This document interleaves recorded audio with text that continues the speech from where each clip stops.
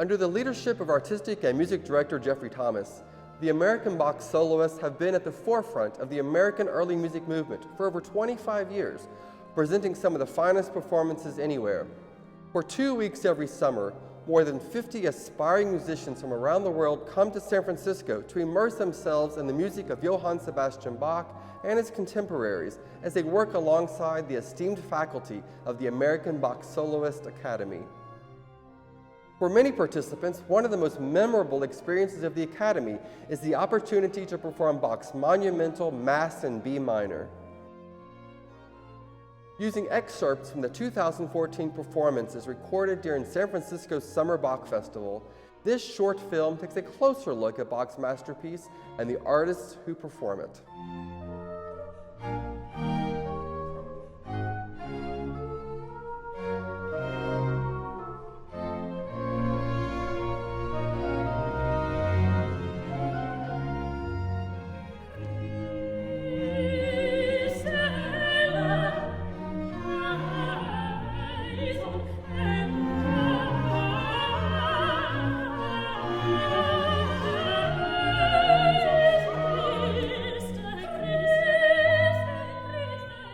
Each of our Academy participants comes from a unique set of previous experiences.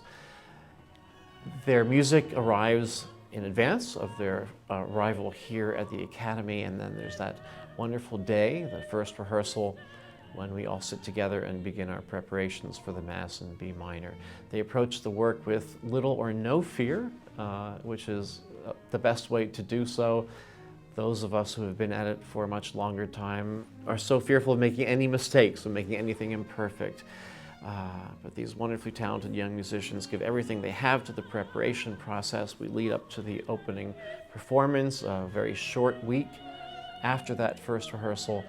And from my perspective, it's such a thrill to know that in front of me are musicians who are not only experiencing the work for the first time in performance, but will never forget that moment, as anyone who's performed the Mass in B minor never forgets their first exposure to it.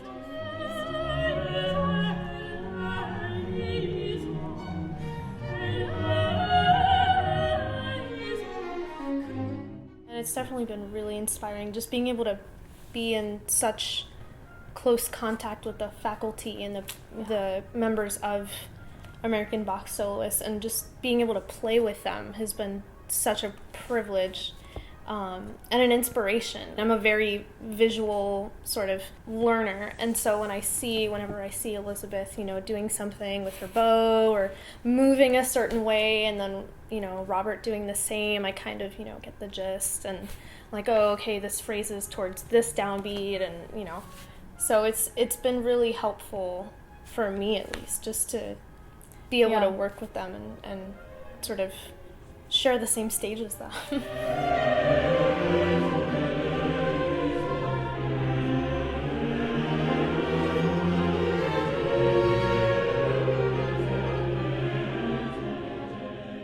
When Bach was approaching the end of his life, he set his mind to the documentation of his style of composition and his musical and aesthetic values. The world was changing rapidly, and he saw that the great and magnificent era of Baroque splendor was dissipating, flying out the window in favor of the more lean and simple styles of the classical era.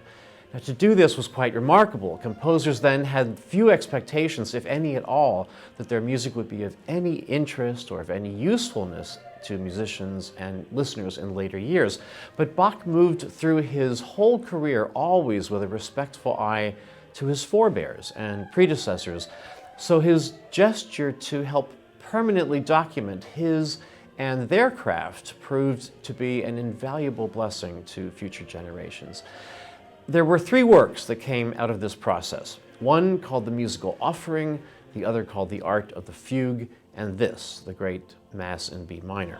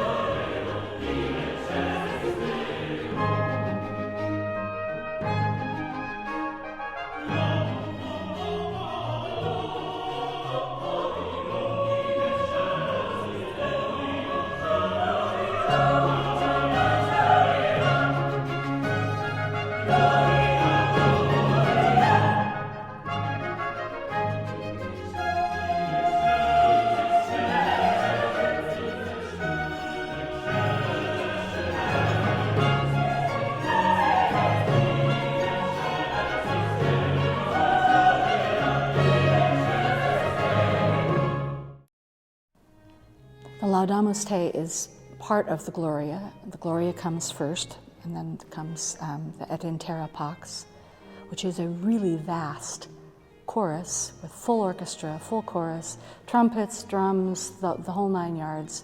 And then the Laudamus follows that. It's much scaled down.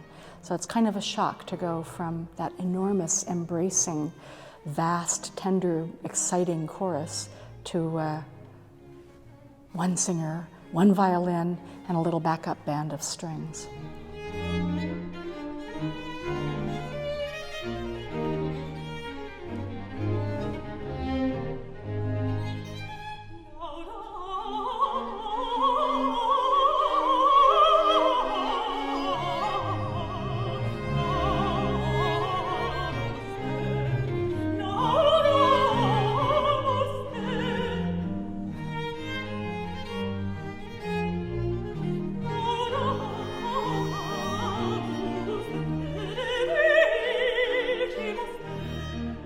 The Motown analogy is actually not too bad, the Supremes analogy.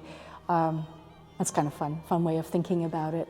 You've got maybe the 2 Diana Rosses going, one singing a text and one embellishing and being in a duet with that. But behind that is the string group, and they imitate little pieces of the violin lines here and there. And when they're not doing that, they're doing something much simpler that goes clump, plump, plump, plump. And if you were to put words to that, it might be something like, oh yeah. And it's kind of fun to see a little tiny analogy there. Utterly different context, of course.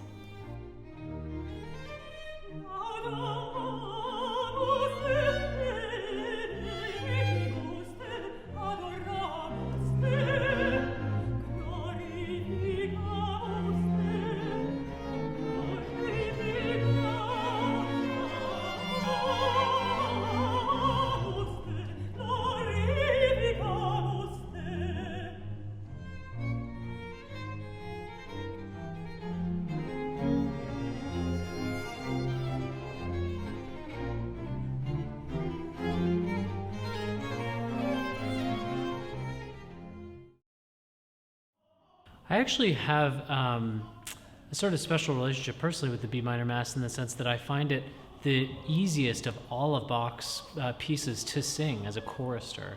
For some reason the lines are really graceful, sort of fit into my voice very well at least. Sort of Bach provides nice phrase lengths that we actually do get to breathe occasionally. And I find it's really graceful and elegant, but also powerful and dramatic and expressive.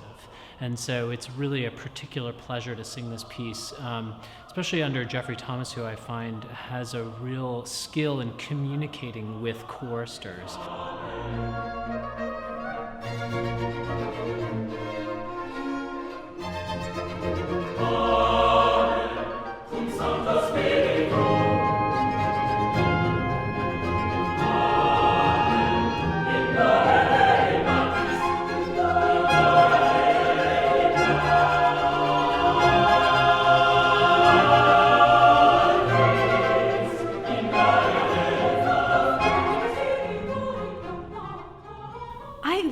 Singing this piece, the B minor Mass, with this orchestra, because we get to experience different woodwind players, different soloists every time, and it's really nice to be able to sing col aparte with a different flute player, different trumpet player, and just kind of hear little differences in phrasing and expression and be able to sing with that.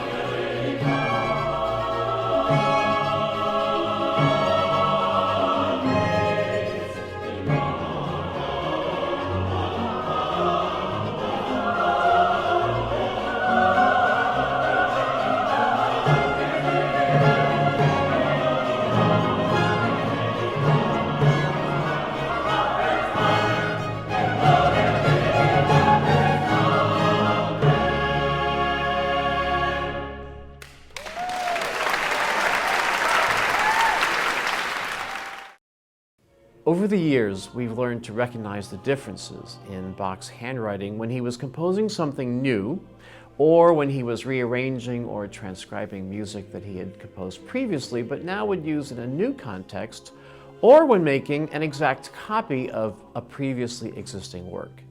From this technique of manuscript writing analysis, we know that Bach's music for the entire Mass in B minor compilation comes from a wide range of sources, the earliest from 1714, when Bach was not yet 30 years old, and the latest music to be entered into the Mass was composed in 1748, when Bach was 63. Now, poignantly, it's the movement of Et incarnatus est, that part in the Mass that describes the incarnation of Jesus Christ by the Holy Ghost of the Virgin Mary, that Bach felt needed something special, something new, a final and a perfect touch to express it in music.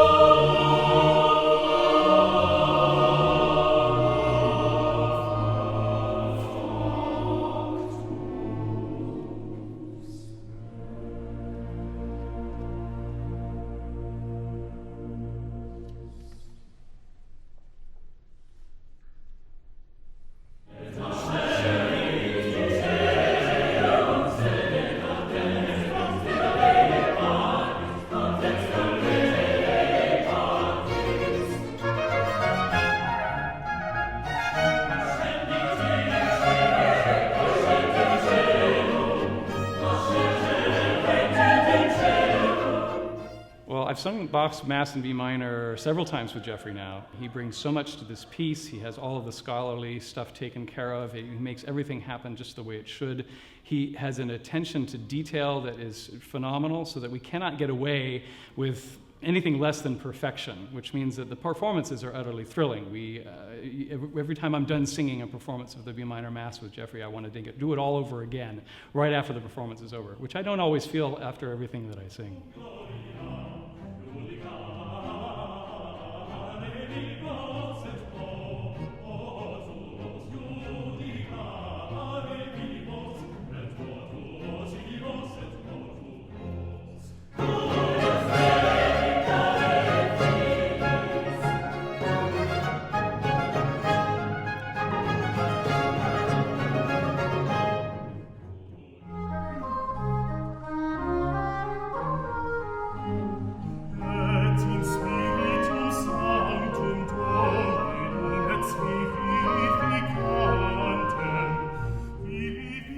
The aria, bass aria, Et in Spiritum Sanctum, is preceded by fabulous, extroverted, bright D major chorus, Et Resurrexit, which is a real celebration, as you can imagine, with trumpets and oboes and timpani. And then comes the Et in Spiritum, which is an A major with baritone, and it is this 6/8 sweet, pastoral, kind of calm, lulling, kind of almost lullaby piece. from a particular oboe standpoint, actually playing an oboe d'amore in A major is, for once, being in your home key. So it couldn't feel better.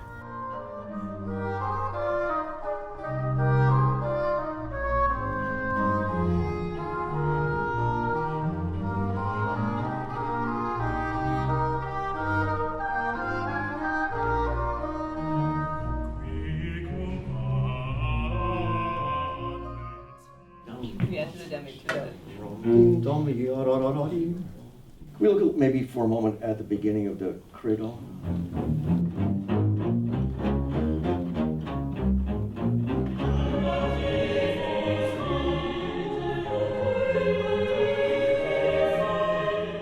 In the master classes at the Academy for the bass section, it's a little different than it is with, say, the flutes or the violins and the trumpets, because we concentrate not only on our specific instruments, mine being the double bass, but the cellos and the basses and the harpsichord and the bassoon all play the same part. They all play what we call a basso continuo part.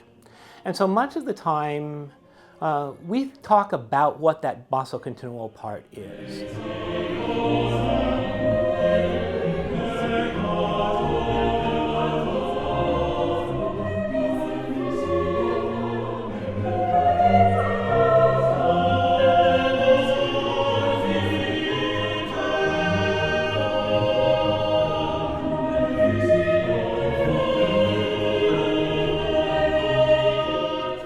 In the 18th century, if you were studying music, you started by studying theory, and that would be bass lines and the harmonies those bass lines implied.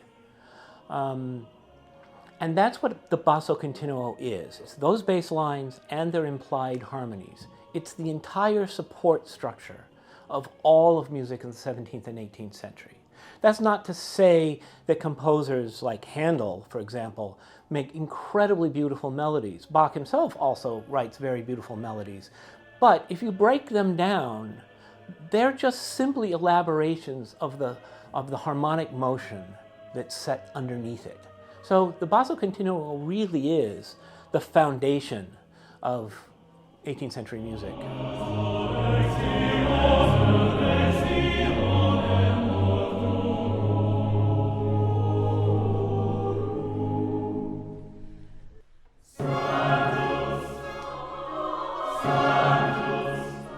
There are 3 trumpets in the Mass in B minor. They play 11 movements, which is roughly half of the music. So the piece is, of course, entitled the Mass in B minor. Everything that the trumpet plays is in the key of D, so half of the piece is essentially a Mass in D major.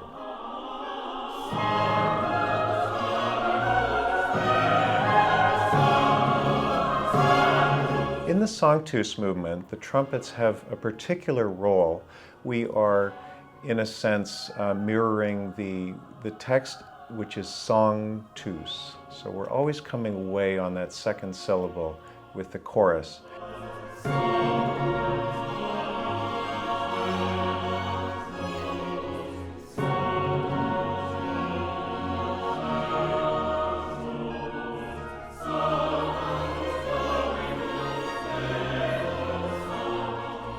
I don't know if you find this, but I find that every time I come back to the B minor Mass, because it's so difficult vocally and there's so much in it, I get to like revisit my technique every year. You know, like how I've grown as a singer, how my body's changed, how, you know, it's really fun to sort of get to a new level every time. And I think we do that artistically too. That's very true. Although conversely, I also have the sense that it's sort of like a, you know, an old glove that fits really well, because we get the chance to come back and sing it every year, and sliding back into it is sort of easier and easier each time, because your voice really gets to know the material that you're singing, and so you do get to track and see your development in new ways, but also get to kind of relish the same material. And really feel comfortable with it and get to know it so well. And that's one of my great pleasures doing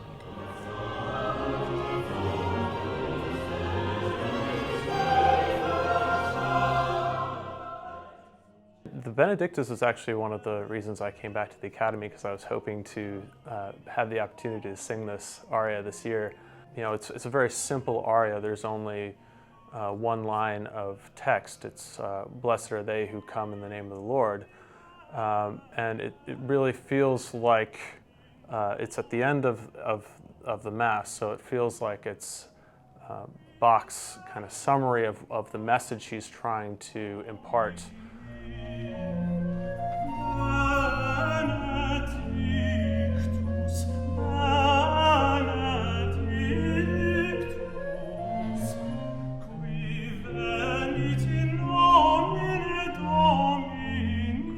It's an unusual piece in that the whole orchestra is not playing. It's just for this very small ensemble of tenor and flute and basso continuo, which would lead you to believe that it's a very soloistic thing for the flute.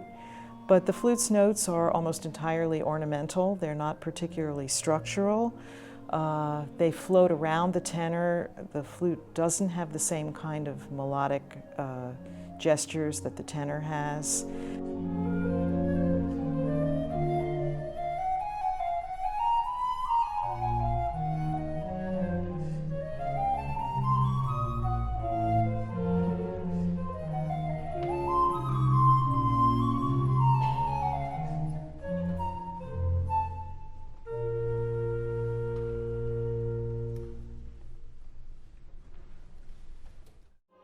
In the Mass, we find Bach's use of 16th century stile antico, or ancient style, compositional techniques that he incorporated with never before realized perfection.